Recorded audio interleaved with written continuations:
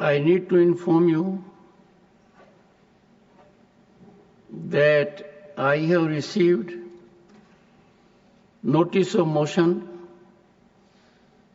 under Article 217, 1B, read with Article 218 and Article 124, Sub-Article 4 of the Constitution of India, along with Section 31B of the Judges Enquiry Act 1968, to constitute a statutory committee for removal of Justice Yashwant Verma, Judge of the High Court of Judicature at Rajasthan, at Allahabad.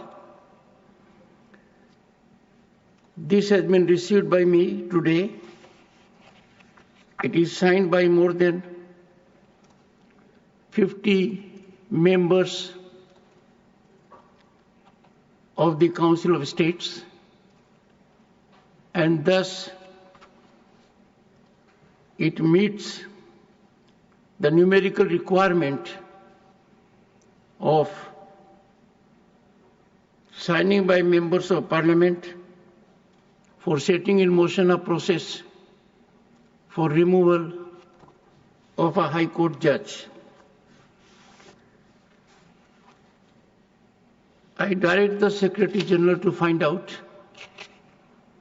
whether a similar motion has been moved in the House of People, the Lok Sabha, and this is being done for the purpose that under the Judges Enquiry Act 1968, the procedure is different if a motion is presented in one house or if the motion is presented on the same day in both the houses. If the motion is presented in the two houses on different dates, then the motion which is presented in the house first, that alone is taken into consideration, and the second motion gets non-jurisdictional. But if the motion is presented in both the houses on the same day, then the provisions are different. If the motion is presented only in one house, then the presiding officer of that house has the competence to consider the motion and either admit or reject it. But if a motion is presented on the same day in both the houses, then the provisions are different. Then the right of the Speaker or the Chairman to admit or reject the motion is not there. Then the motions become property of the House. I would invite your attention in that behalf to Section 3, Subsection 2 of the Judges Enquiry Act 1968.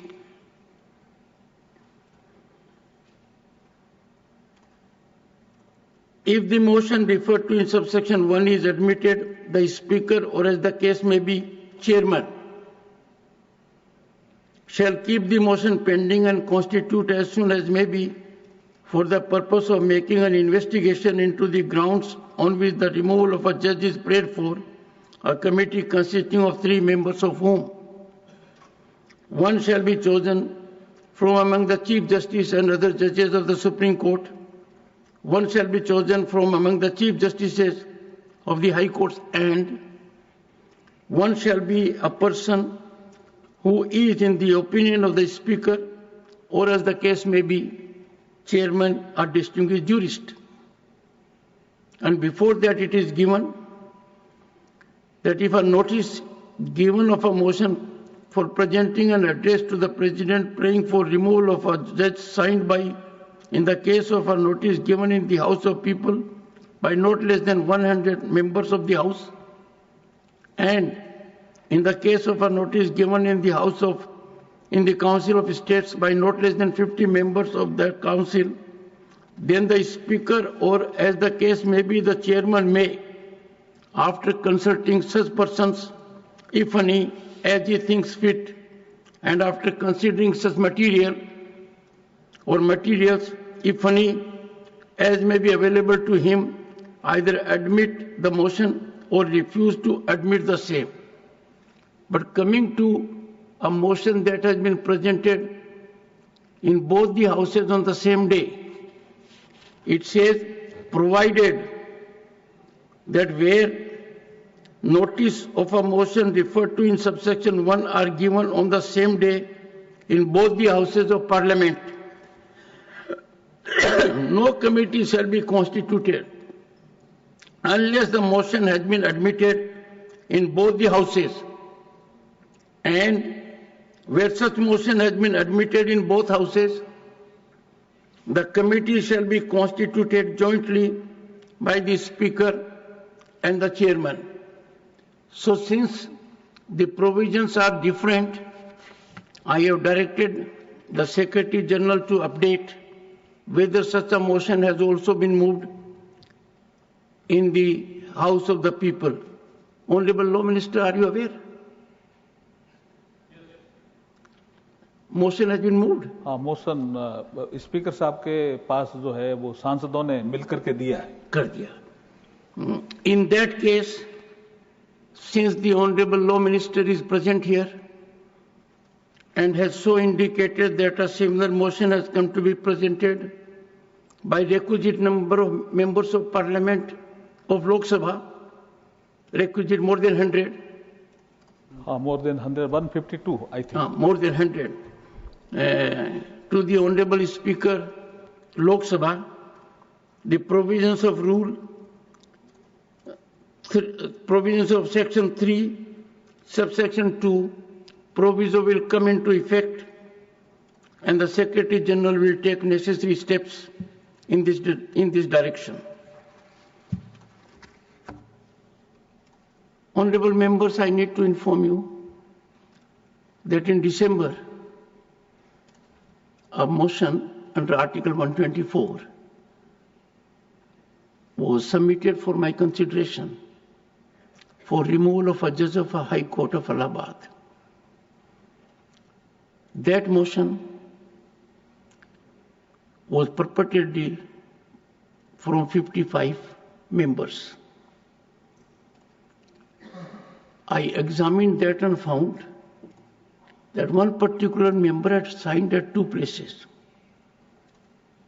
The result was that the representation, the motion, indicated there are 55 members seeking removal, but actually it was not 55, it was only 54. So obviously an inquiry was conducted to find out from the member who had signed twice, allegedly. The honorable member declined his second signature, and that made the matter a little more serious, because it was required of me then to get to the bottom of the issue and find out whether the representation was meriting consideration. And the process was initiated for verification of signatures and authentication. That process is under progress. I will get an update and come back to the House. I have already indicated to this august House on an earlier occasion that if the requisite number of members who verify their signatures and the number goes above 50 or more, I would proceed and deal with the issue of a signature that has been twice there and not owned by the member in a different manner. Because if a motion carries two signatures of the same member and the honorable member declines that he has not signed at 2 places, but he has signed only at 1 place, the matter becomes serious and culpable. This august House has to set very high standards. If we do not live up to the highest expectations of the people, then we will be putting things under the carpet and not subjecting them to deep investigation. I will discuss with the floor leaders as to what steps this House needs to take with respect of such kinds of transgressions. I must also indicate to this august House that there was an occasion in this House where on seat number 222, a pad of ₹500 notes was found. What is more surprising and deeply concerning is not that a pad of notes was found, but no one has owned it. No one has claimed it. This is quite serious.